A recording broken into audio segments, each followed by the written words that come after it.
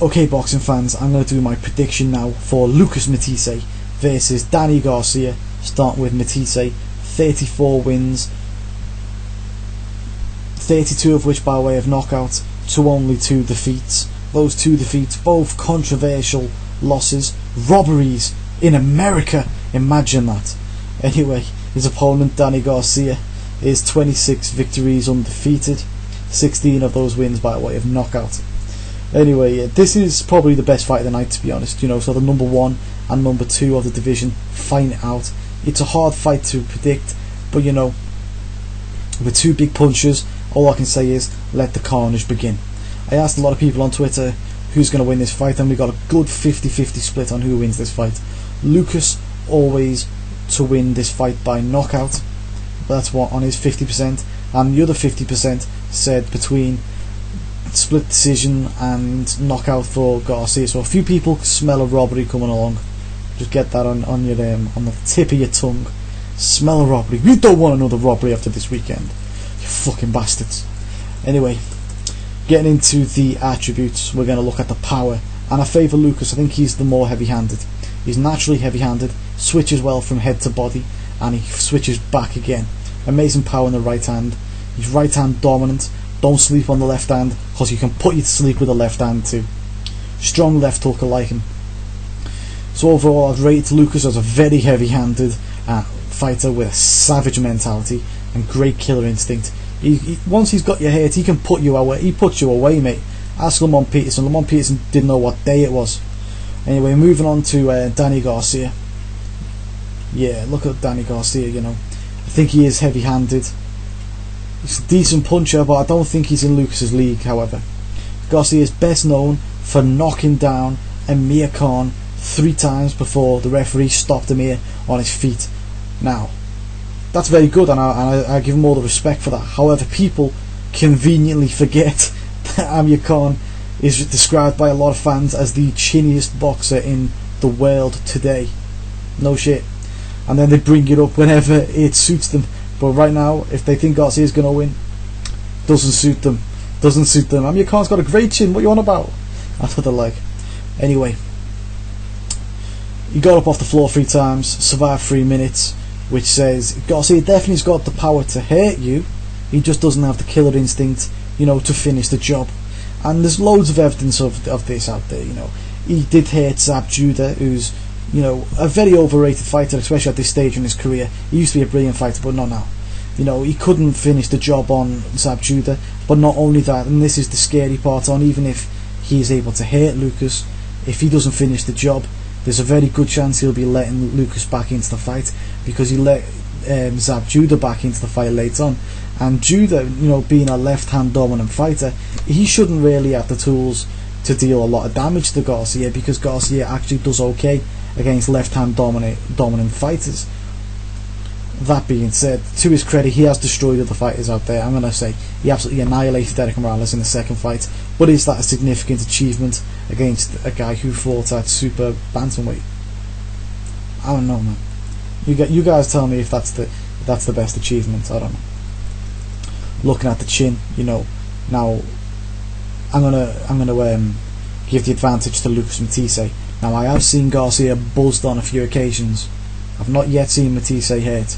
I was saying, you know, plus the power of Matthysse, he seems to shut down the offense of his, you know, opponents. So if Danny Garcia's feel intimidated by that power, you might see him just go straight from trying to win the fight into total survival mode in like 2 seconds flat. I'm telling you, man. Anyway, boxing ability and boxing styles. I see 2 things in this fight. 2 things. Right, firstly, Matthysse is a huge right-hand dominant fighter. We all know this. We can't deny it. It's a fact. And if you look at any of Garcia's fights, Morales won. Khan fights the first 2 rounds. All 10 rounds versus Ashley Theophane. Go watch those fights.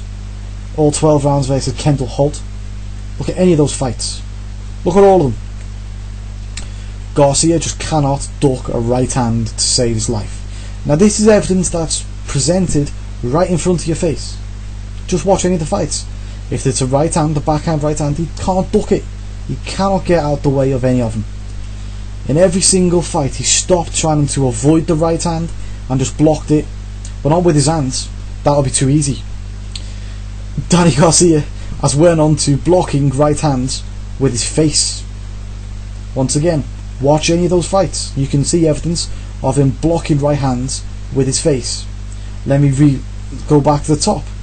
I see two things in this fight. One is Lucas Matthysse is a huge right hand dominant fighter.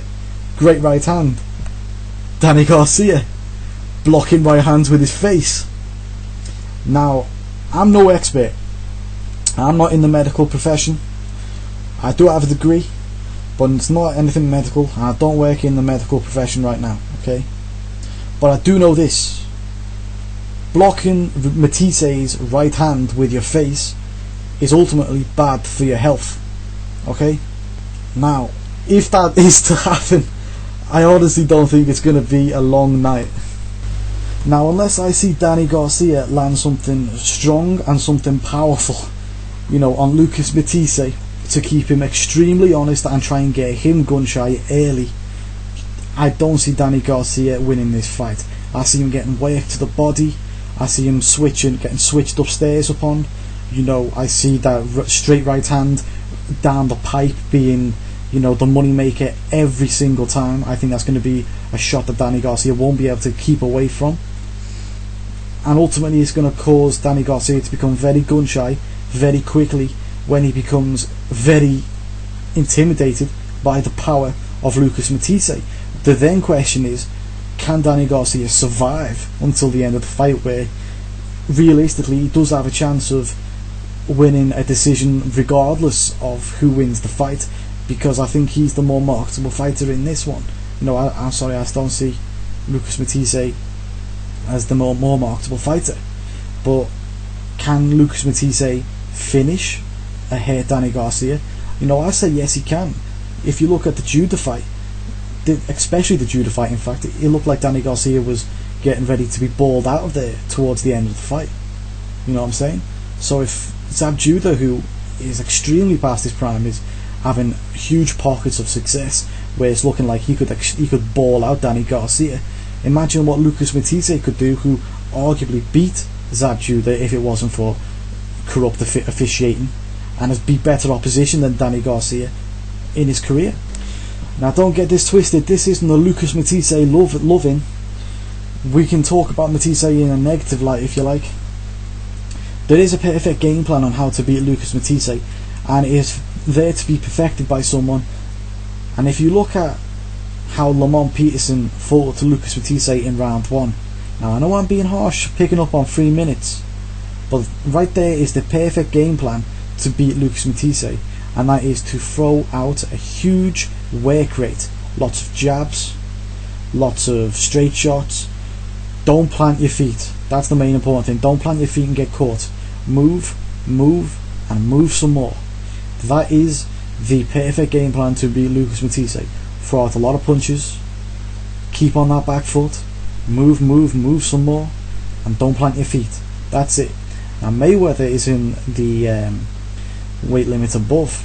Well, he's a bit too above now, but if he was to fight Lucas Matthysse, he would have a field day with Matthysse.